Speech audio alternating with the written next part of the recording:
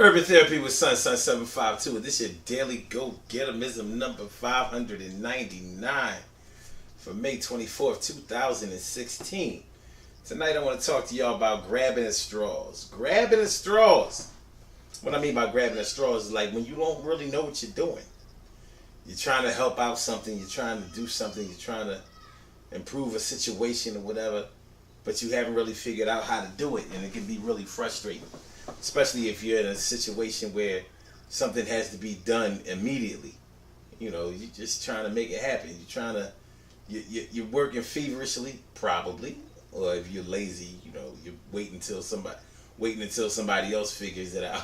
But no, bottom line is, you're in a compromising position, and you're really trying to remedy the situation, but you won't know how to do it.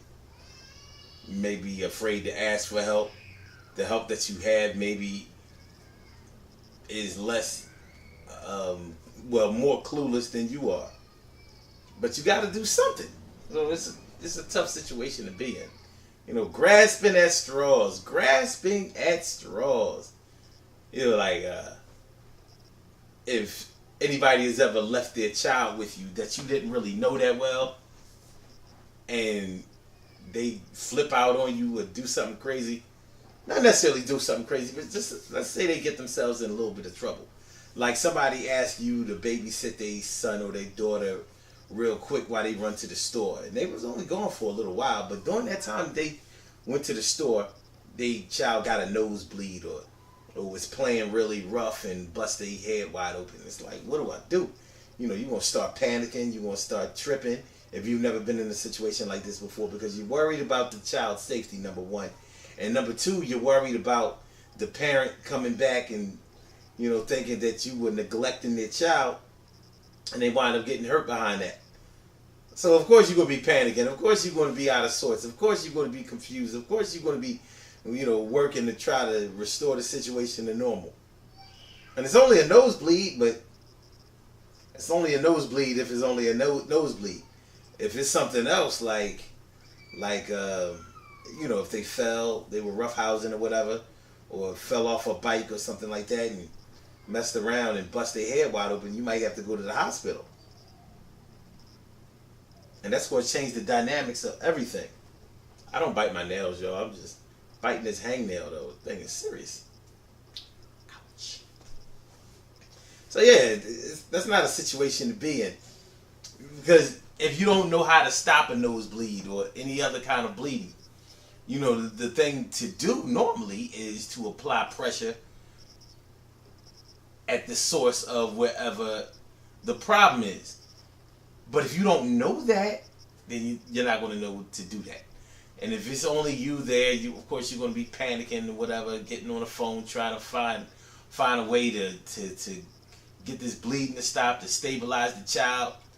You know, some of us might grab the child up or whatever and take them right to the emergency room at the hospital. And that might not have even been a necessary thing to do. Because after that, then the doctor bill is going to come and all of that. Remember that back in the day, when somebody would hurt you or whatever, or put you in a position to be hurt, and you'd be like, well, you know what I mean, you better stop that because you won't pay my doctor bill? We were so little, we didn't even know what a doctor bill was. But I bet you we know what it is now. But yeah, that's a crazy situation. A nosebleed is something else. And I know when I was young, I used to get nosebleeds all the time. So there was a whole lot of this, and you're not supposed to do that because all the blood just drips down into your down your throat. You drinking your own blood like you want some Dracula bullshit. No, you know, you use ice. You know, you use cold water to try to restrict the blood vessels so it'll stop bleeding. It's really not a hard thing to do when you know how to do it. When you don't know how to do it, then you just try to find anything that you think would work because you're really just trying to stop the situation from being what it is. When you know what you're doing, then you do things in a systematic way and things work out easily. And it's easy for people who know what they're doing to assume that everybody else knows what they're doing or to advise in that way. How about in the wintertime when you may have encountered busted pipes? There is no scarier sound in a house than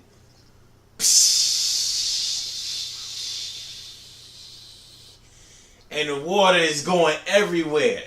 If it's in the basement, that's one thing. But even with it being in the basement, that's dangerous because you know that electrical stuff is down there. You may have old stuff down there that you don't want to get wet that could be ruined. Old heirlooms, you know, things that you've had for a long time. Nice stuff.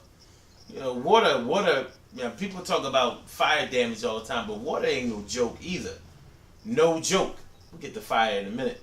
But yeah, you hear that water flowing like that. See, there's no fire that can put out water, but there's water that can put out fire. So we know what to do more in a fire situation than we do with a water situation. With a water situation, you need somebody who has a certain level of skill as a plumber to be able to remedy this situation. First of all, you need the water cut off, and you might not know how to do that. So you're panicking, you're grabbing the straws, you wrap it. If you have the balls to go down in the basement, then you're going to do something down there in order to get things right. And I say if you have the balls to go down in the basement because quiet is kept. A lot of black women are scared to go in basements. That's just the truth.